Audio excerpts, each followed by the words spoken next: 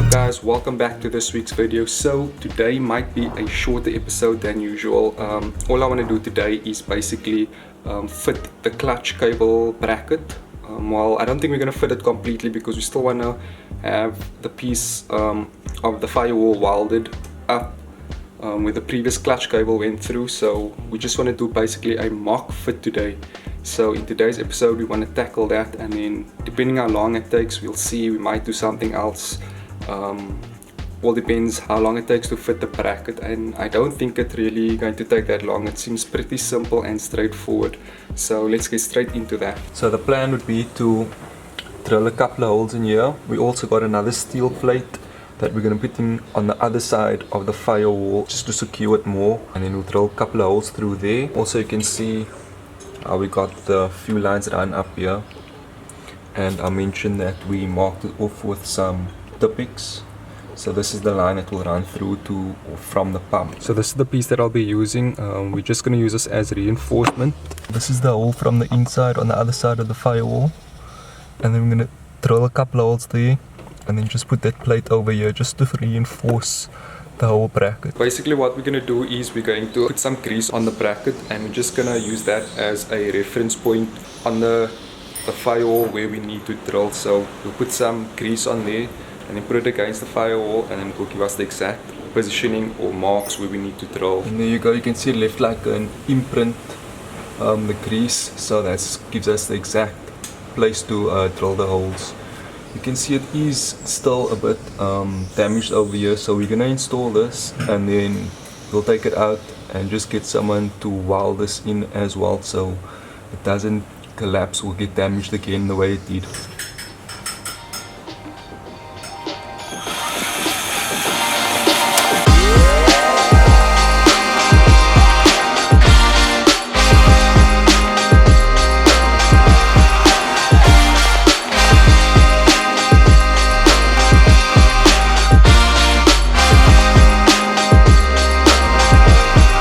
There we go, it's basically as simple as that. It wasn't really hard, it's just getting it aligned properly. I'll show you now how we aligned it and where we aligned it. Also we struggled with getting the boot into the hole. It's slightly too small, so that was another part where we just had to like force it in.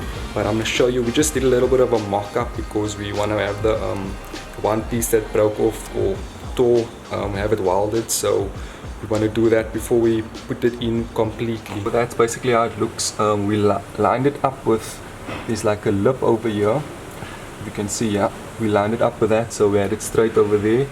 And then this is the boot that I was speaking about that we struggled with a bit, but we're going to remove it again, just because we want to have the section welded up, just so it's a bit more secure and doesn't break or collapse again. That's what it looks like from the one side. I'll show you how it looks inside. It's a bit tight in here, but as you can see, that's the plate, the bracket that we put in, and then we've got two 10 mils with washers on just to keep it in. It's not tightened at the moment, as you can see, but once we fit it properly we'll tighten everything up. But that's basically what it looks like, and the boot is in there as well, but we still need to weld that piece in there like I mentioned. Yeah, so that's basically that for the cable. While I don't have the cable yet, that's just the bracket that we test fitted, or we put in the interim till we get it welded up, then we can have everything fitted properly. And obviously I'm waiting on the cable.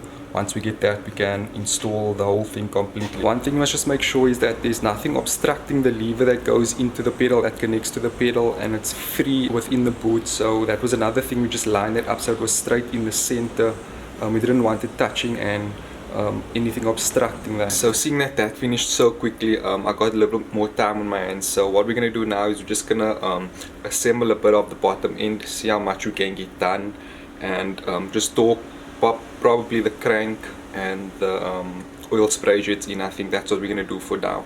So let's get straight into that. We're going to start off with the oil sprayers. We got the oil sprayers back in here. We're just going to torque it down. I think it's 27 Newton meters. The oil sprayers, as you can see, it's in there over there. We put it in.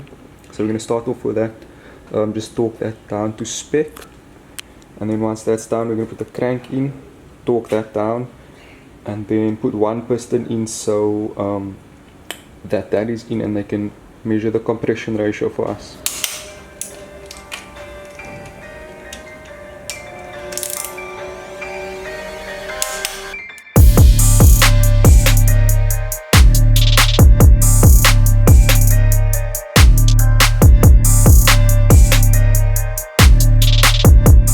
got that torqued down now. We removed the main bearings caps. We're going to put the bearings in, oil it up, and then put the crank in, and then torque the main bearing caps down. I think it is, I'll leave the torque settings down here below for the main bearing caps.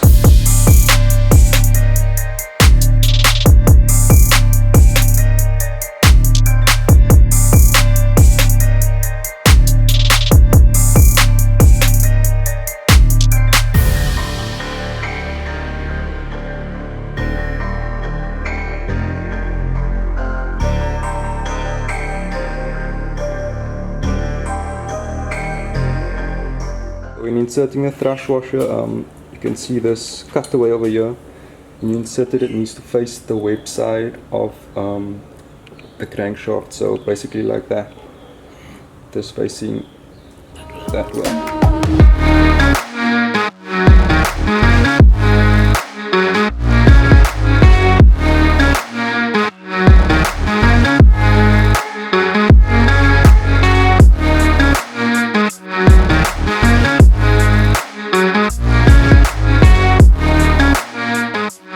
Get them off. When they go past, you just stop again.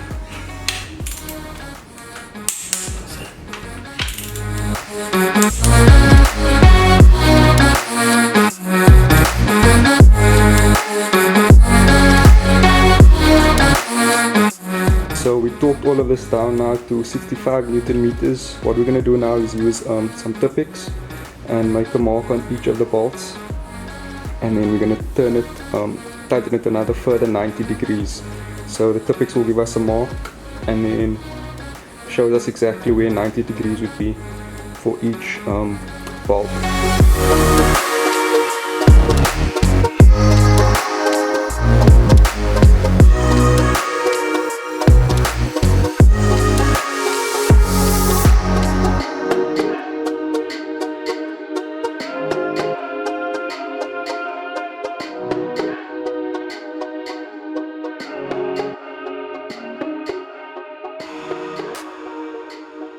And there we go, we've got the crank all torqued up and in. We've also put one piston in. It's not in properly, we didn't put the rings on or anything, it's just in there for the guy to come and check out the compression ratio for us.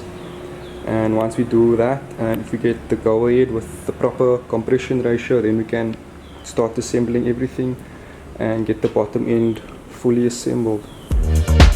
So unfortunately, the guy that was supposed to come and measure the compression ratio couldn't make it for today, so that puts us a little bit back, I would say. Well, not back, but I would have liked to have done that this week in order for us to know the compression ratio and then decide on what we'd want to do, like if we need the head to be schemed or whatever to get it to the proper compression ratio, or either it would have been right and we could start assembling the bottom end. That's basically stopping us from assembling the whole bottom end, so I'm just waiting for that to get done. Hopefully in the course of next week we can do that sometime, and then we can start assembling the bottom end. And once that's assembled, the head's ready to go on. I've also got the gearbox back. Let me just show you that quickly. You can see I just taped this up these areas because it looks a bit it doesn't look really nice, so I'm going to just give it a nice little spray over as well as silver to get it looking a bit nice so it can look good in the engine bay.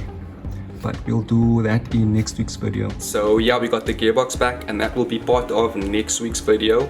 I'll just clean the gearbox up, but like I said, we got most of the stuff back. I still though need to send the bushes away because I only got poly bushes. I'm not going to go all 4 mountings poly. I'm just going to do 3 because it's going to be much harder of a drive, and obviously I want to still drive the car on the road like a daily. So yeah, stay tuned for that.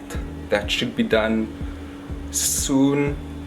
The gearbox we'll be tackling next week, and I'd see what else we got planned for next week. Hopefully we can do the engine bay, clean the engine bay and prep it for the motor going in all in next week's video. So I hope you guys enjoyed. Thank you for watching. Don't forget to like, subscribe, and I'll see you guys next week. Peace. Just another sunny day in Southern California. It's where the people came to play.